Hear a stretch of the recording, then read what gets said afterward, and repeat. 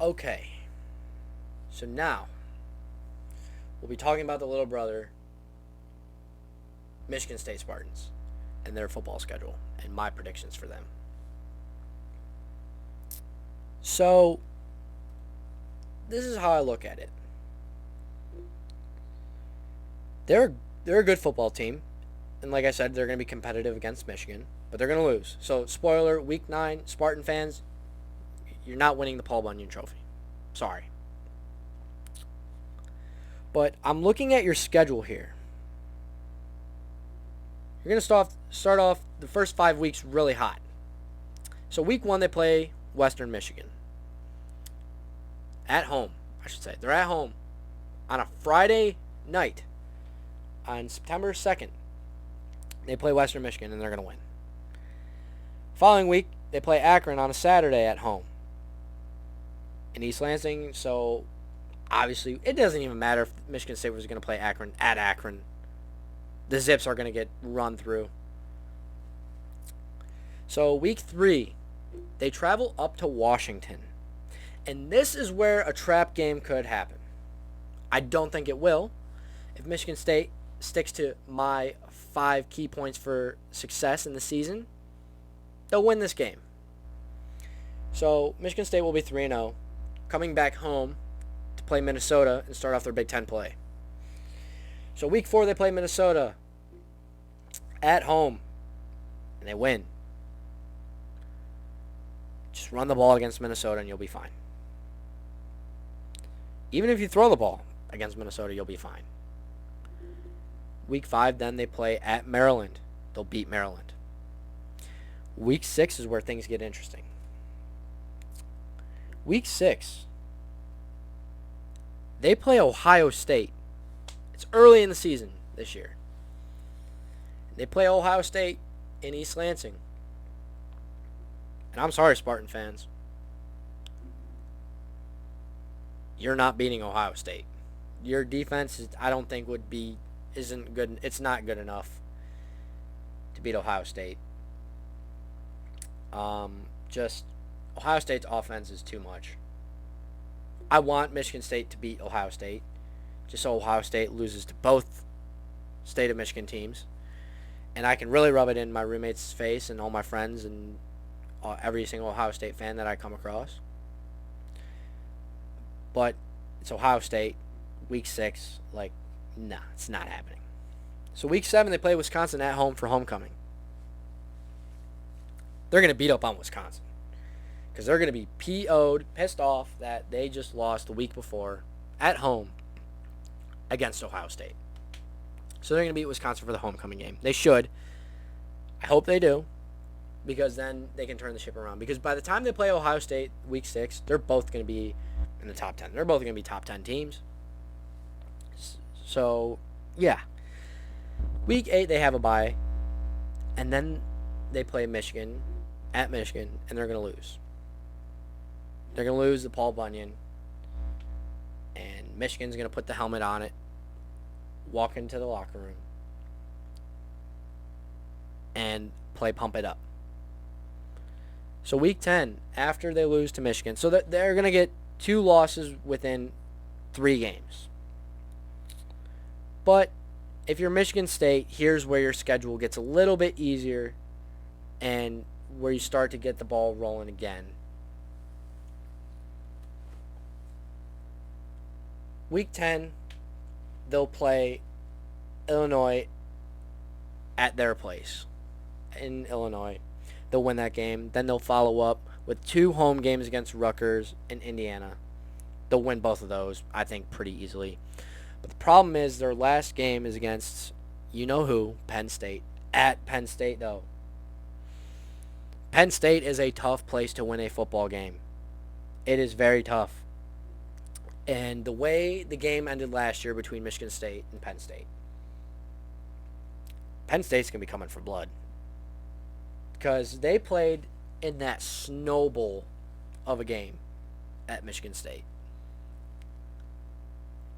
And now they're going to be at home with their home crowd in weather conditions that they are probably going to be Obviously, the Big Ten weather is usually all the same, but it varies from state to state, as I've noticed. Penn State's going to be comfortable, and they are going to probably beat Michigan State, and it's going to be a one-score game, and I think it comes down to a 2-minute drive at the end of the game. Who has the ball in their hands at the end of the game, I don't know. That's the thing. That's where the caveat is. I don't know how that... I know the game's going to end on the last possession, but I don't know what the outcome of that last possession will be. Whether it's a turnover, or a stop, or a score. But that game is going to be fun to watch. And so I'm looking at their schedule. And again, they play Penn State, they play Michigan, they play Wisconsin, Ohio State. Those are going to be their toughest games. But, I mean, 3 losses is a lot for Michigan State. But okay. I want them to only lose 2 games to Michigan and Ohio. I want them to only lose 1 game. Let me take that back. I only want them to lose 1 game, and it is against Michigan. But realistically, they're going to lose to Ohio State. Unless they pull off an upset, which would be awesome. And then the Penn State game's a toss-up. It's going to be very competitive, but I think Penn State will edge out Michigan State that game. And so, when you're looking at it, since they're playing Penn State on the road, I wouldn't be surprised if Penn State fans do what they did to Michigan and just rock the stadium and have it going crazy. Because Penn State's going to be playing for something. They are definitely going to be playing for rankings and which bowl game they're going to play in. And so is Michigan State, because they're going to be walking into that game with 2 losses already on their record, and Penn State probably will be too. So that game's going to be very entertaining to watch. But I'll be watching the Michigan game. Unless this game's a night game, which would be awesome. So then I can watch both games. I'll probably put it on both TV screens. Who am I kidding? I'll probably watch both games at the same time. If kickoff is at noon for both games, I'll be watching both games. Obviously, Michigan State will not make the Big Ten championship. They won't. And to all my Spartan faithful out there, I'm sorry. Like I said, I'm trying to be realistic as much as possible. And I am going to be rooting for Michigan State as long as they're not playing Michigan. But they need to follow these key points for the season to be a good team. So I have 5, and they're very, very, very simple points. Very easy to follow, so with that Spartan education of theirs, they can follow along. I'm sorry, that was a shot I shouldn't have taken. I don't even go there. I don't even go to Michigan. I shouldn't be. No. All right. So the number 1 key point, get the ball to your playmakers on offense. Peyton Thorne, he's decent. He's good in the Big Ten. He's a decent quarterback. But they're bringing back Jaden Reed, who was their number 1 receiver last year. He was by far and away the best receiver on that team. And Trey Mosley will be healthy. I talked to him. I met him in person. Talked to him a little bit. He's a good dude. And I feel like he is going to have a good comeback season. And then this is the key to their offense. The running back they just brought in. You know where he's from? Jalen Berger, right? You know where he's from? He's from Colorado. Hello. Mel Tucker came from Colorado as well. So there's going to be that connection. Jalen Berger's a stud. He is a stud. I watched some film on him. I watched his high school tape. I watched a little bit of his college tape, but I was more interested about his high school tape. He is a stud. He's a stud. So you know what you do? You give your stud the ball. Give him the ball. So That's point number one. Get the ball to your playmakers on offense. Point number two. Limit your negative plays. Limit the sacks that you take, negative runs, turnovers, penalties. Because I was looking at the statistics, and that was probably one of the things that killed Michigan State, I feel like, the most, was negative plays. And then obviously their defense, which is another point. But hold on. Limit your negative plays. It's one of the fundamental things you learn in football at a young age in Pee-wee. At least get back to the line of scrimmage. Incomplete passes are okay. Like, that's, you live to fight another play. You take a sack, you're losing yards, and the potential for a sack fumble happens. Negative runs, it's you're losing yards, and that's when the defense starts to build a little momentum. And then you look at, obviously, turnovers and penalties. Those are what I call drive killers. Obviously, turnovers, like, that literally kills the drive. But penalties are drive killers if the penalty is more than 5 yards.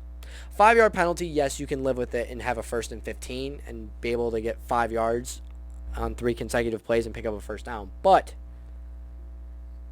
limit those plays, and you are in a good place. You're setting yourself up for a lot of success. And which it leads me to my next point. Win the turnover battle. Defense, create takeaways. Offense, limit the ones you give away. That's how Michigan State beat Michigan last year. They won the turnover battle. They recovered 2 fumbles by that JJ fumbled twice. They intercepted Cade's pass at the end of the game, which was a great play by the corner. If you go back and watch that film, the corner came off his receiver, right? So the receiver he was on an underneath route, but he was in, I'm pretty sure he was playing a deep fourth because of the situation. Or if he was playing a cover 2 flat route, this corner made one hell of a play. So what he does, I'll break it down for you. The corner knows that down distance situation and where the field is, he knows all that. That DB rule number 1. Go through all of that stuff in your head before the play happens. I almost just cursed right there. That's why I said stuff. I don't say that a whole lot. But, okay. Back to the point. You go through your progressions, right? Your pre-snap progressions. Like how a quarterback does, defenders do it too. So, right, you know the down, you know the distance. You look to see then where is the ball? Is it in the middle of the field? Is it on the right hash, or is it on the left hash? Is it on the left middle hash or the right middle hash? You know, you get it. So then, you know, you take that into account with the formation that the offense shows you. Are they under center? Are they in shotgun, which they were? How many receivers are to your side? How many receivers are on the field? How many running backs, tight ends? All that matters. And so when you start to, get into the game and you study a lot of film, the older you get, the more film you watch, that stuff is like a cheat sheet on a test, right? So this corner, I feel bad. I'm going to look up his name right now. I deserve to say his name. But anyways, so it's like an answer sheet, right? Like, shout out to my physics teacher in high school for letting our class have what we called a formula sheet. Sorry, I'm looking this up right now. But anyways, so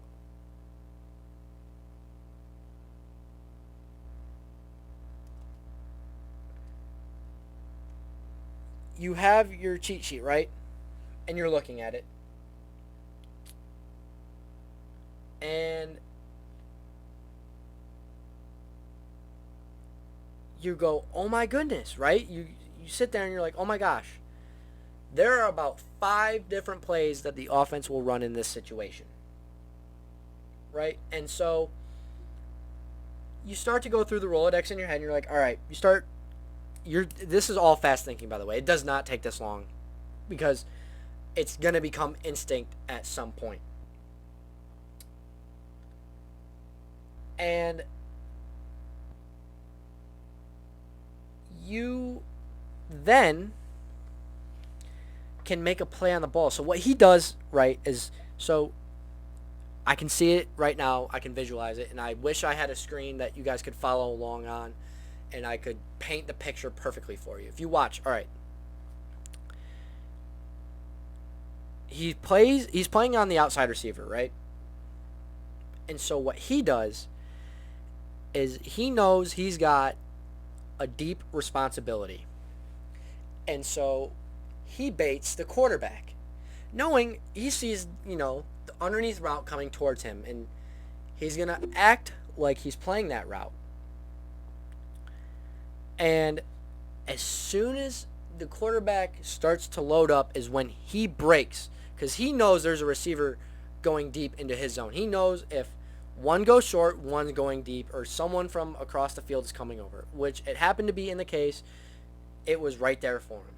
So as soon as Cade makes that read, he goes, okay, I'm throwing this corner route right here towards the sideline so we can get the ball, get out of bounds so we don't have to run hurry up and spike the ball and waste it down or, whatever.